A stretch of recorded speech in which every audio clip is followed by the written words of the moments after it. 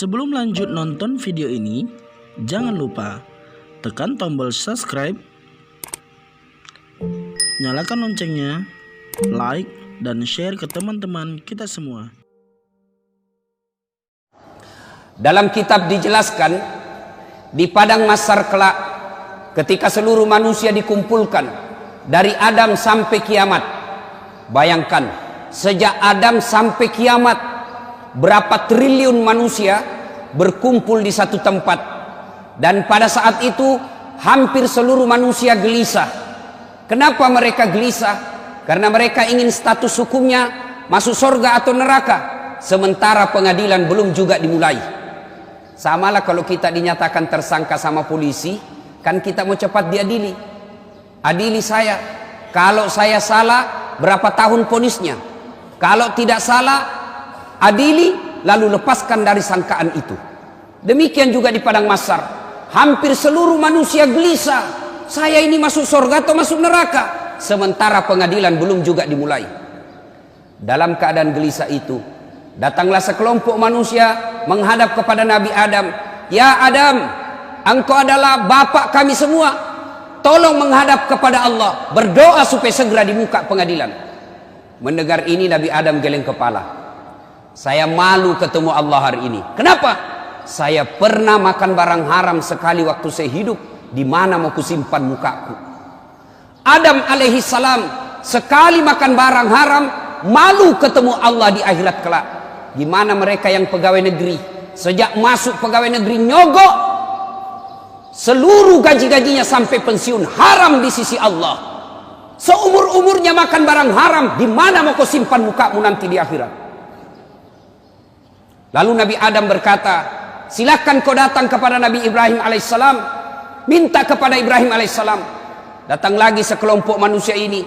Ya Ibrahim, engkau adalah kakek para nabi, tolong menghadap kepada Allah, berdoa supaya segera dibuka pengadilan. Mendengar ini Nabi Ibrahim pun geleng kepala. Mas susah, masih ritoka iya. Saya juga malu ketemu Allah hari ini. Kenapa? Saya pernah bohong sekali waktu saya hidup. Di mana mau kusimpan mukaku hari ini? Ibrahim alaihissalam sekali bohong, malu ketemu Allah di akhirat kelak. Gimana anggota DPR yang tiada hari tanpa bohong? Gimana para politisi ketika kampanye pilkada, pilgub, pilpres, banyak janjinya, setelah terpilih tidak pernah dilaksanakan janjimu? Di mana kau nanti di akhirat? Cari kau nanti dengan Allah. Mana ini pembohong semua? Ibrahim alaihissalam sekali bohong, malu ketemu Allah. Gimana kita yang politisi tidak hari tanpa bohong? Lalu Ibrahim alaihissalam berkata, coba kau datang kepada Nabi Nuh alaihissalam, minta berdoa. Datang lagi sekelompok manusia ini menghadap kepada Nabi Nuh. Ya Nuh, engkau adalah Nabi dan Rasul, tolong menghadap kepada Allah, berdoa supaya segera dibuka pengadilan. Nabi Nuh pun berkata, susah juga, saya malu ketemu Allah hari ini. Kenapa? Saya pernah diutus menjadi Nabi. La ilaha illallah, tiada Tuhan selain Allah, jangan sembah kecuali Allah. Anakku lawan saya.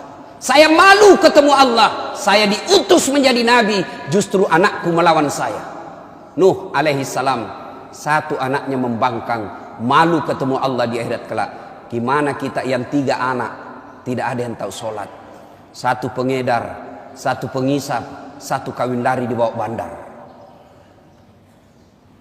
Nuh alaihi salam, satu saja anaknya, malu dan takut ketemu Allah. Gimana bapak-bapak? 4 anaknya tidak ada yang bangun sholat subuh.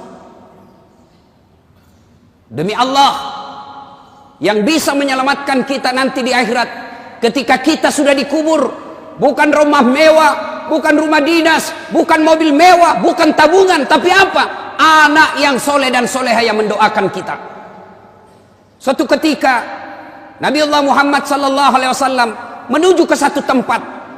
Dalam perjalanan ke tempat itu, Nabi Allah Muhammad sallallahu alaihi wasallam beserta sahabat lalu berkata, Nabi, cepat-cepatkan langkahmu. Kenapa? Nabi melewati pemakaman. Nabi bersabda, peri-peri kok. Sahabat langkahkan kaki dengan cepat. Selesai di tujuan, Nabi sampai balik lagi dengan rute yang sama melewati kuburan. Sahabat ingin mempercepat langkahnya karena tadi disuruh cepat. Sahabat mempercepat langkahnya. Nabi berkata, tidak usah cepat-cepat, santai saja. Sahabat bertanya, ya Rasulullah, tadi waktu pergi kami disuruh cepat, sekarang tidak, ada apa? Nabi menjelaskan, andai saja kau diberi pendengaran seperti telingaku, kau dengar ini orang tadi disiksa, diazab di kuburnya, disiksa di kuburnya. Saya tidak betah, kasihan saya tidak betah mendengar dia disiksa lama-lama, maka saya percepat supaya saya tidak dengar.